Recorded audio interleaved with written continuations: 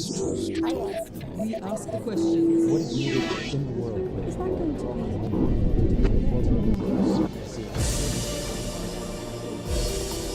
Meet Africa's richest man, Aliko Dangote. Forbes magazine estimates his wealth at $25 billion, making him the 23rd richest man in the world with a growing portfolio of investments across Africa. The Nigerian business magnate began with a small trading firm in 1977. Today, his businesses cover everything from cement manufacturing, food processing to freight. Dangote Group employs about 25,000 people in Nigeria. It is building cement factories in 16 African countries and buying mining licenses from Kenya to Zambia. Aliko Dangote has taken on the aura of an economic folk hero for some, turning a loan from his uncle into the most successful business conglomerate in Africa. But to others, he is a villain who's used his political connections to sideline the potential competition. Aliko Dangote talks to Al Jazeera. Aliko Dangote, thank you very much for talking to Al Jazeera. Thank you for welcoming us into your home here in Lagos. You're very welcome. Your story, Aliko Dangote, says what is possible about Africa. Tell us about your journey to success. How are you able to turn a loan from your uncle into the most successful business conglomerate on the African continent? You know, I mean, Africa is full of opportunities. And I think what we did was to actually harness fully the opportunities that, we met on the ground. I mean, we've done quite a lot in various areas. We started first, with trading. After succeeding with trading, now what we did was to go into manufacturing, which is normally a very difficult area, especially from this part of the world because of lack of power. Right. But we've been able to resolve those issues, and we're able to, succeed in most of what we are doing. We are interested in the man, Aliko Dangote. Tell us about your upbringing, because your story is not really of one from rags to riches. You come from a wealthy family in Nigeria. Well, I came from wealthy family. My grandfather was my great-grandfather from my mother's side was actually very, very wealthy, Alassane Tata. And then his son, also Sanusi Tata, whom really raised me up because, I lost my dad at the age of 8. And, so after educating me, he gave me a loan of which I was grateful, and I paid back in 3 months, because business was so good. And, I was able to establish myself from the trading to, manufacturing, and now to a lot of daring things, like refinery, the agricultural process that we're doing, and also the, fertilizer. Right. As you say, your business spans a lot of different sectors: cement, flour, salt. Yes. Let me just ask you this: why commodities in a country like Nigeria, where oil is king? Why not get into the oil business right away? Well, you see, at first, really, what we thought of doing as a company, we said that, look, let us work very, very hard and get there first. Because if we had followed that trend of dealing in oil, would have actually tainted our name, that name, because, yes, the household name, because people will always think that, look, you have made this much money because you did a lot of unethical deals in oil industry, because you know the story of the oil industry. So we actually kept out of oil at all and just concentrated on food items. As you mentioned, you're going up the food chain now, getting into energy, and in particular oil and gas refining. Nigeria has a lot of oil, but not a lot of refined gas, and it has to import most of the motor fuel and fossil fuel. Yeah, more than 90%. Of course, and a lot of people feel that Africa could grow a lot faster with more of its own refinery capacity. So tell us about this project that you've started, and also how tough is it going to be for you? I mean, it must be very challenging, because you're going to be competing against the European, the Chinese, and the American companies who are all elbowing each other to satisfy Africa's energy needs. What we're going to do now, really, we're going to do 500,000 barrels. It was 400,000, but we upped it now to 500,000 barrels of oil refining per day. Then petrochemical of polypropylene of 750,000. Metric tons. I know that, yes, it's very, very challenging, but that's what we like. In Dangote Group, we like challenging things, and we like to make sure that we do things where we'll make our country proud and also self-sufficient. So once we do this, Nigeria will never ever import any oil at all. No petroleum products, zero. We'll meet up the full capacity, and we've taken up a land that will allow us to grow 3 times. So we have plans of also further growth. But the challenges, I think, will be able to surmount most of them because, number one, we're a local domesticated refinery. So most of the logistics cost will not be there. And then we don't have to pile up a lot of petroleum products, in stock because the refinery is there, it's working. Obviously, yes, maybe we'll have about 15, 20 days of reserves, but that's it. Let me talk about the foreign investment in this country, in China in particular. China's presence on the African continent is huge. China has ramped up its investments in Africa. Is China's presence, in your opinion, a win-win for Africa, as they put it? I think it is a win-win situation. We happen to deal with a lot of African, Chinese companies, and we've been doing very well as contractors. But I see most of what is happening, the Chinese are coming here mainly for mineral resources, for what they need. But setting up local domestic industries, I'm not really seeing Chinese people participating in local domestic industries. They are very big in construction, they are very big in providing infrastructure, but really bringing foreign direct investment, they are not as much as the Europeans. Because a lot of African businessmen, especially at the local level, complain about the Chinese competition. Well, they complain about maybe different competition in the sense of maybe smuggling of textiles, for example, in Nigeria, because they don't have textiles here, but they are smuggling it in here where they have killed most of our domestic local textile industries. But participating in the real economy, I've not really seen Chinese doing much there. Why do you think Africa can succeed without relying on the foreign investments like the Chinese investment and the European? Africa, can they really do it? Because nobody can do that. You see, what we need to do as Africans, first of all, is to show that confidence that yes, it is possible. It can be done, and then the foreign investors will follow suit. There is nowhere on earth where foreign investors will go and create an economy or make that economy great. No. The local people must move first. Right. When they move first, then they will be supported by the foreign investors. The richest man in Africa for the 4th year in a row, Aliko Dangote, 23rd on Forbes' rich list around the world. How does it feel being so in a continent which is, for the most part, still afflicted by poverty?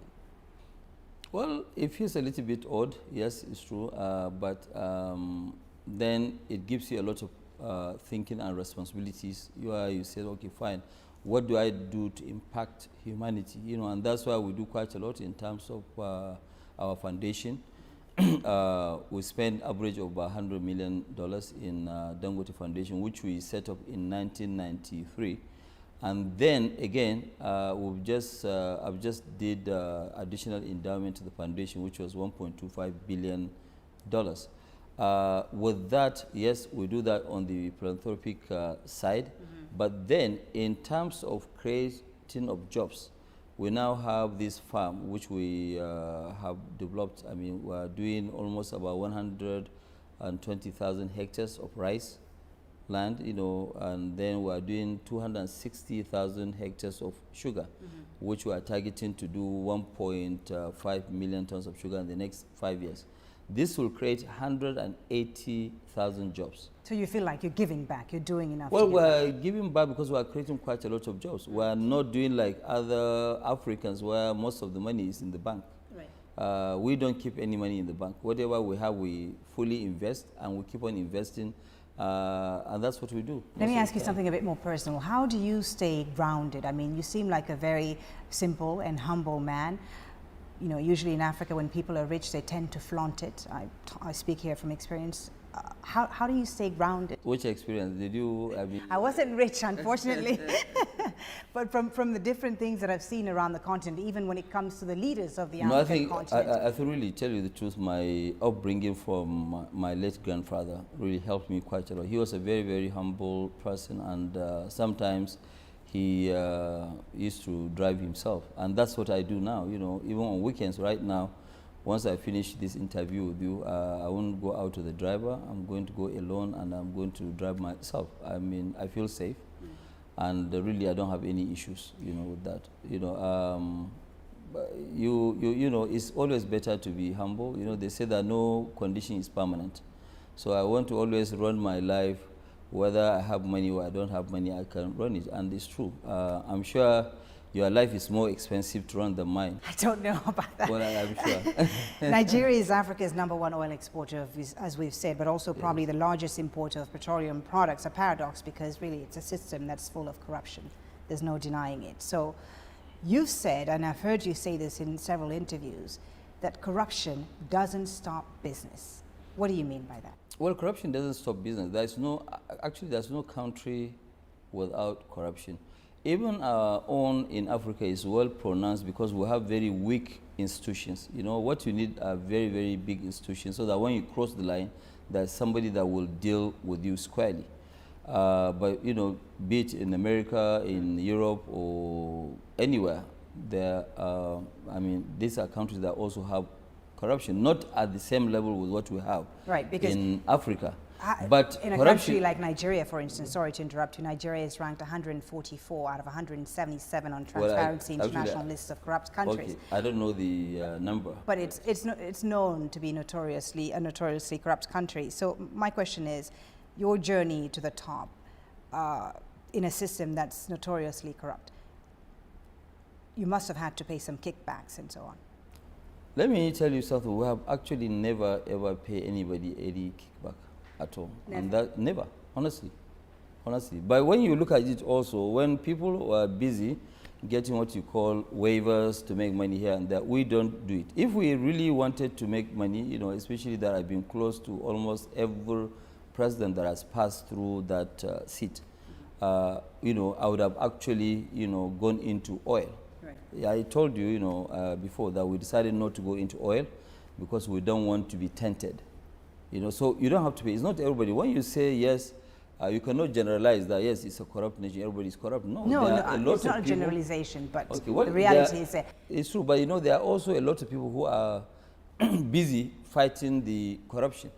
Some are fighting it, some are, trying to expand it, but I think the government is also trying quite a lot to stop, but it's true, it's an issue that has been on for a very long time.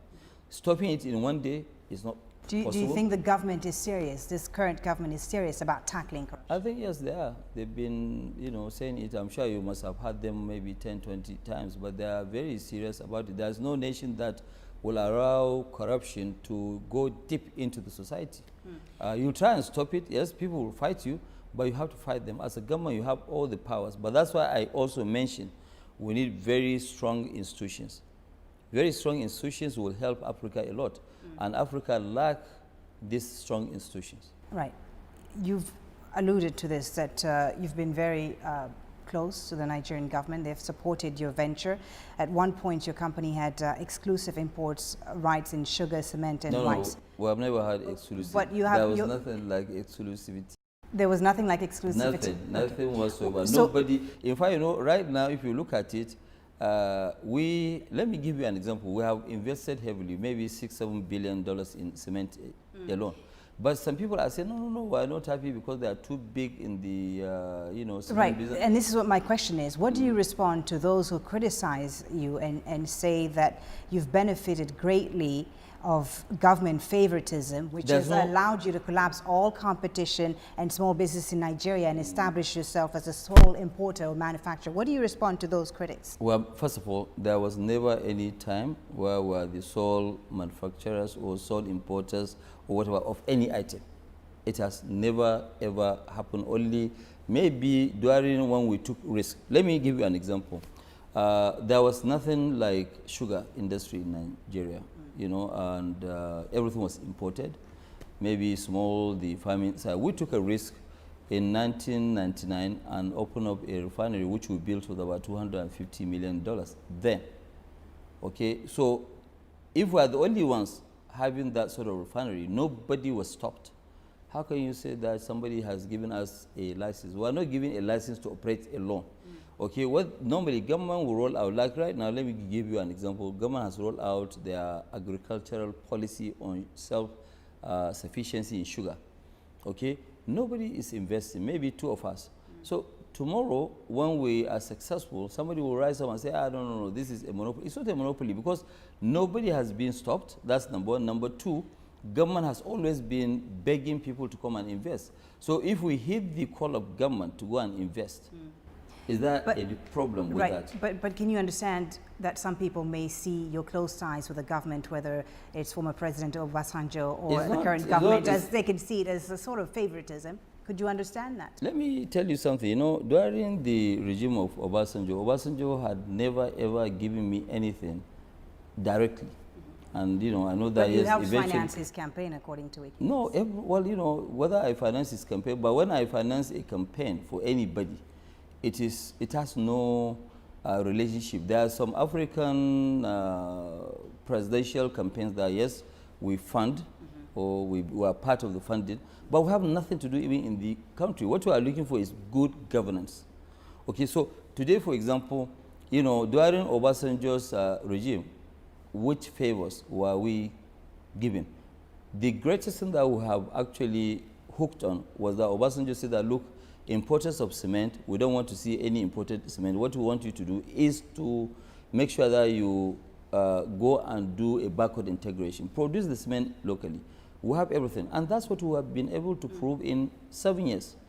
So does Aliko Dangote then epitomize the free market at work in Nigeria? Oh yeah, we do. Look, you see, today I am also a co-chair of the Nigerian Industrial Revolution. I've served in Foreign Investment Council. So if I serve on that one, my own duty today as a Nigerian, not as Aliko Dangote, is to keep convincing people to come and invest in Nigeria. And I keep telling people that, look, Nigeria is the best kept secret. If I don't want competition, I'll just sit down and keep quiet. But I think the country is much, much larger than my interest. Right. Okay, so the more investors that we have, the better. The unequal distribution of the oil wealth has contributed to a persistent inequality problem between North and South. Yes, I agree. The poverty in the North is in stark contrast to the more developed southern states, and more people are unemployed and, as you know, illiterate in the North than they are in the South, which some people say is really then no surprise that extremist groups like Boko Haram continue to have appeal in some areas of northern Nigeria. So what are you, as Nigeria's richest man, doing to address this inequality? Are you investing in the North? Because it seems that no one seems to be interested in investing in northern Nigeria because of the rising insecurity in the region. What are you doing for your... What we are doing right now, we're investing about $2 billion alone in sugar plantations, you know, to make sure that we make the country self-sufficient. And 100% of this investment is up north. You know, almost about 55% of our cement production is up in the north central part of the country. In the northeastern and northwestern part of the country, that's where we're doing this sugar. In part of the north central, which is Niger State, and also Edo State, the northern part of Edo, we're also growing rice. But in a nutshell, we'll be spending almost maybe up to about $2.5 billion by creating 180,000 jobs. And that's just a start. Right. So you agree then that to address the threat of Boko Haram, you need to... I said it before. To address the fundamental problems of the Yes, I said it during the World Economic Forum that, look, part of the only thing that we can do to stop Boko Haram is to create jobs. Because when you create jobs, they themselves, they will find it very difficult to recruit people to join them. Because, you know, everybody will be busy. But you are right, it is also very dangerous to allow people to just sit down morning, day and night, 24 hours, 7 days a week, while they have nothing doing. Right. Yeah, definitely. I mean, it's a recipe for crisis. Nigeria recently overtook South Africa as the continent's largest economy, but you wonder how much direct investment can this brand new economy truly bring if Nigeria is still defined by insecurity?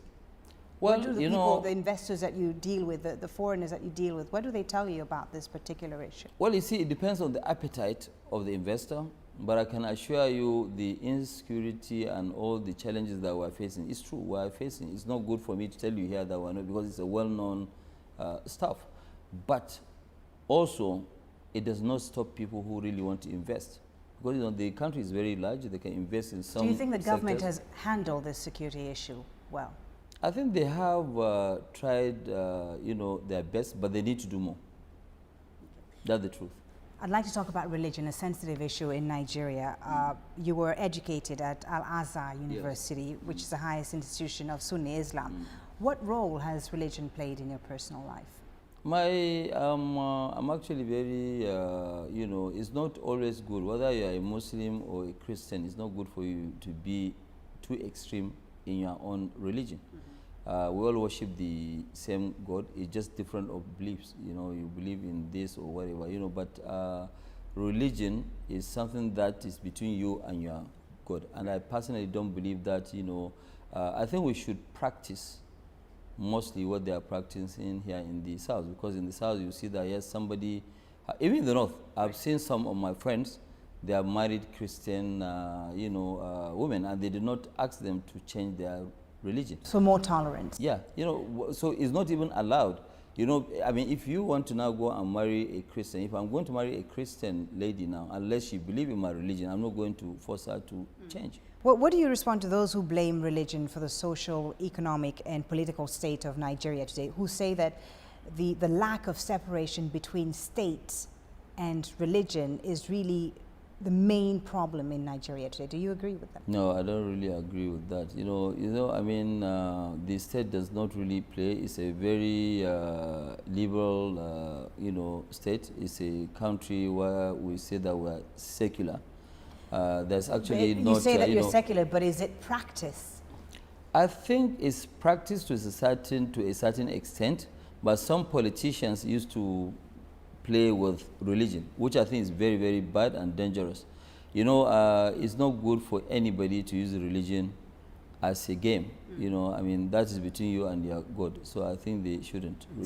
Some people fear that what Boko Haram is doing right now in northern Nigeria could lead to a breakup of the country along religious and ethnic lines. Do you believe that could happen in the future? Let me also tell you something that maybe what people need to know. Do you know or do you realize that Boko Haram have actually, people that they killed so far, 70% of those people are Muslims. So how do you define, this, so it means that they are not fighting Christians. I think there are just some people who are trying to create issues and problems in Nigeria, hiding under this, Boko Haram issues. It is a pity, but I'm sure now everybody has woken up, and I'm sure everybody will do his best. It's not only government alone that will do it. Almost every single person in the society will have to rise up against this, madness. Everyone has a role and responsibility. Everybody has a role and responsibility. So as you said yourself, you're from the prominent Dantata family of Kano State, who have a great deal of influence in Nigeria's Muslim community. You have a lot of money, Aliko Dangote. You have strong political connections. So have you ever considered running for office? Have you ever considered leaving business and getting into politics? It's just like clapping. There's no way you can clap with one of your hands. You need another hand. Even when you go into politics, if the economy is not doing well, what are you going to rule? You want to rule people in poverty, right? Which is not right. So I think people who are specialists in politics, we will support the good ones. They will go and run the, the political side of this. My own role is to see how can I develop Nigeria? How can I create jobs? What gives me joy is how many people have actually helped through job creation, through doing so many things, and in future I want to make sure that Nigeria is self-sufficient in rail lines, in power, in a lot of things. So I can do my own contribution. I don't have to become president of Nigeria to change lives. So those who say Aliko Dangote for president, you tell them? No, nothing. I've never heard that word. I'm only hearing it for the first time from you. No, I've read it many times. A lot of people think you can you are telling me, I've never heard it, but no, to be serious, I don't have any intention with that. Aliko Dangote, thank you so very much for talking to us. Thank you for your time. Thank you.